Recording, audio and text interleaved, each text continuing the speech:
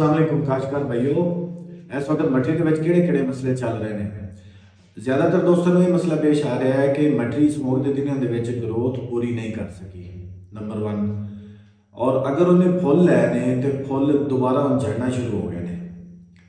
दर हकीकत होया इस तरह है कि जिस वक्त स्मोक के दिनों में फसल दबाव में आई तो आटोमैटिकली फसल फौरी तौर पर अपनी रिप्रोडक्टिव फेज वाले शिफ्ट हो जाती है, यानी कि अपनी नस्ल वधावन वाले मराहल वाले फौरी तौर पर शिफ्ट हो जाती है। अगर किसी किस्म का दबाव आए, स्मोक का दबाव आया, फसल फौरी तौर पर शिफ्ट हो गई, लेकिन बाद जिस वक्त मौसम खुल गया उस वक्त फसल ने दोबारा ग्रोथ हले कुदरती तौर पर वापस ग्रोथ हले अपना मुआड़ कर लिया, अपना रुख कर लिया।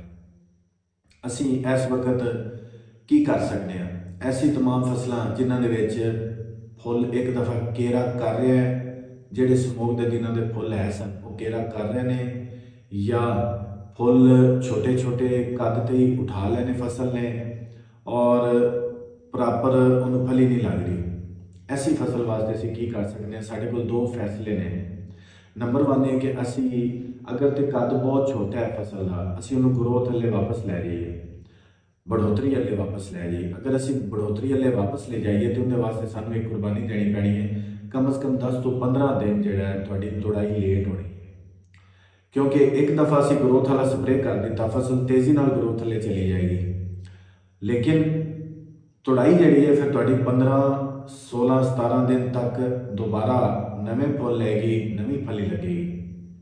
अगर तुसी समझते जे कि इस वक्त जो फल है या फुल है या फली है वो काफ़ी है और असी कहने हैं कि पहले यदि तुड़ाई लै लीए तो फिर तुहानू ग्रोथ वाला स्प्रे नहीं करना चाहिए।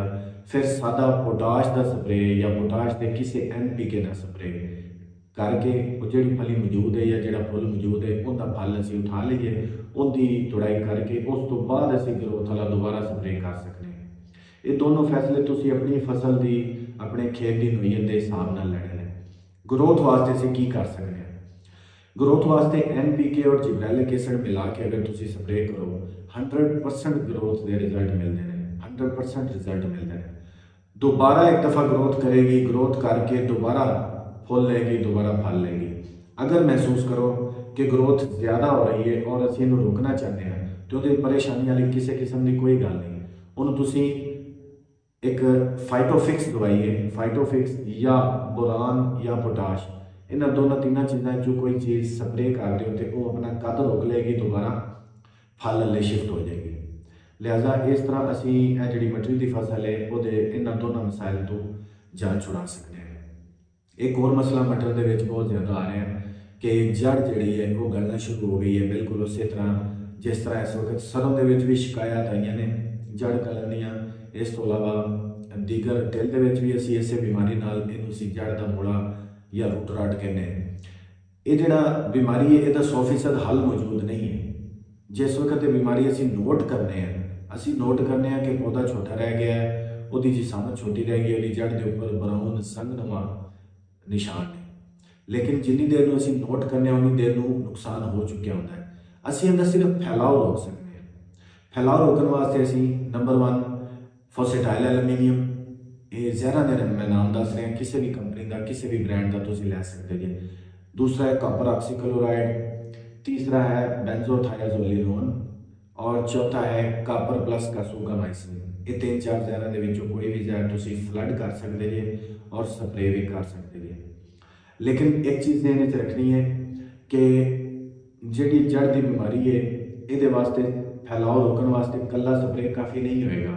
एक दो एहतियात होर करनी पैणियां ने। नंबर 1 यूरिया जड़ा है वो ज़्यादा ना लगे। यूरिया की ज्यादती, नाइट्रोजन की ज्यादती इस बीमारी के फैलाव का मौजब बढ़ती है तेज़ी ना।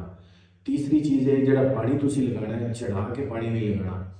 पानी सिर्फ इस तरह लगे कि जड़ नूं उहदी रेज पहुँचे, क्योंकि अगर जड़ बीमारी वाली जड़ उस पानी के डिप हो गई और वो बीमारी वाला जरासीम पानी के जरिए अगले तंदुरुस्त पौधों तक पहुँच गया तो अगले पौधे भी डिस्टर्ब हो गए। यह जी इस वक्त मटरी की सूरत हाल है। मटरी के जोड़े मामलात ने, जोड़े दोस्तों की मटरी ने फल सही चुके हैं, फली तो है वो पोटाश का स्प्रे कर। पोटाश के स्प्रे वाली पोटाश अलहदा होती है, लीटर पैक वो थोड़ी जी फार्मूलेशन डिफरेंट होती है, फ्लड वाली पोटाश होर होती है। ਜਾਂ ਤੁਸੀਂ ਨਾਈਟ੍ਰੋ ਪੋਟਾਸ਼ ਦਾ ਸਪਰੇਅ ਕਰ ਸਕਦੇ ਜੀ, ਉਹਦੇ ਵਿੱਚ ਨਾਈਟ੍ਰੋਜਨ ਤੇ ਪੋਟਾਸ਼ ਹੁੰਦੀ ਹੈ। ਜਾਂ ਤੁਸੀਂ ਕੁਝ NPK ਹੁੰਦੇ ਨੇ 10-10 40 ਜਾਂ 052 34, ਇਹ ਪੋਟਾਸ਼ ਵਾਲੇ NPK ਨੇ। 500 ਗ੍ਰਾਮ ਫੀ ਏਕੜ ਡੋਜ਼ ਹੋਏਗੀ। ਪੋਟਾਸ਼ ਵੀ ਅਗਰ ਸਪਰੇਅ ਕਰਨੀ ਤੇ ਮਟਰੀ ਤੇ ਉਹਦੀ ਡੋਜ਼ 500 ml ਫੀ ਏਕੜ ਜ਼ਿਆਦਾ ਬਿਹਤਰ ਹੈ। 500 ml ਦੇ 2 ਸਪਰੇਅ ਹਫਤਾਵਾਰ ਵਕਫੇ ਨਾਲ ਹੋ ਜਾਣ ਤੇ ਜ਼ਿਆਦਾ ਬਿਹਤਰ ਨੇ, ਬਜਾਏ ਤੁਸੀਂ ਜ਼ਿਆਦਾ ਡੋਜ਼ ਇੱਕ ਹੀ ਦਫਾ ਕਰੋ। ਜਜ਼ਾਕ ਅੱਲਾਹ।